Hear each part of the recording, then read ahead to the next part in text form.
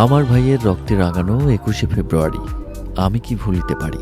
আজ সেই রক্তাক্ত মহান ২১শে ফেব্রুয়ারি ১৯৫২ সালের সেই মহান দিনটি, যখন মাতৃভাষার অধিকার রক্ষার জন্য আন্দোলনরত ছাত্র জনতার উপর পুলিশ গুলিবর্ষণ করে।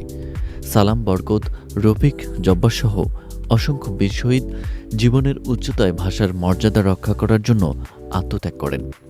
আজ সেই শহীদদের স্মরণে সারা দেশে মহান শহীদ দিবস ও আন্তর্জাতিক মাতৃভাষা দিবস যথাযোগ্য মর্যাদায় উদযাপিত হচ্ছে।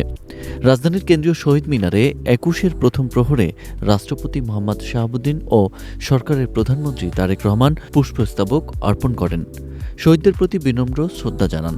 এছাড়া জেলা উপজেলার শহীদ মিনারেও ফুল অর্পণ করে ভাষার জন্য প্রাণ উৎসর্গ করা সকল বীর শহীদদেরকে স্মরণ করেন সাধারণ মানুষ। ১৯৯৯ সালে তাদের আত্মত্যাগকে আন্তর্জাতিকভাবে স্বীকৃতি হিসেবে ইউনেস্কো ২১শে ফেব্রুয়ারি ঘোষণা করে আন্তর্জাতিক মাতৃভাষা দিবস। এই দিবসটি আজ বিশ্বের নানা প্রান্তে ভাষার মর্যাদা, সাংস্কৃতিক বৈচিত্র্য এবং মানবিক একতার প্রতীক হিসেবে উদযাপিত হচ্ছে।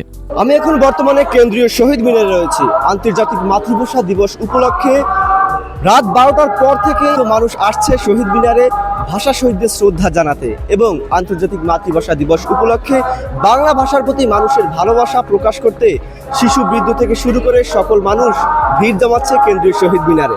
প্রতিটি প্রজন্মের কাছে ২১-এর এই ইতিহাস মনে করিয়ে দেয় যে ভাষা শুধু যোগাযোগের মাধ্যমই নয়, বরং জাতির আত্মপরিচয় এবং সংগ্রামের প্রতীকও।